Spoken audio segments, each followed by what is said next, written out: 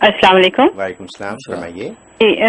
میرا مفتی صاحب سے سوال ہے کہ میری نواسی ہے، 6 سال کی ہے، لیکن وہ بہت اچھی بچی تھی، کچھ ایسی حرکتیں نہیں کرتی تھی، لیکن اب بہت زیادہ ہر بات پہ غصہ کرتی ہے، لڑائی کرتی ہے، کھانا بالکل نہیں کھاتی ہے اور بہت چڑچڑی ضدی ہو گئی ہے. جی اوکے، تھینک یو.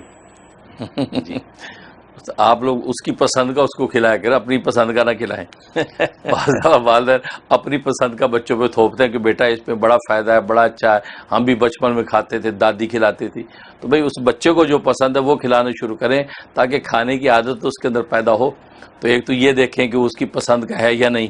آج کل بچے جو چیزیں پسند کرتے ہیں، پیزا کھلا دو، برگر کھلا دو، یہ چیزیں تو کوئی بات نہیں، یہ سٹارٹ تو کریں.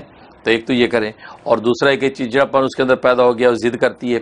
اس کے سورۃ آل عمران آیت نمبر 83،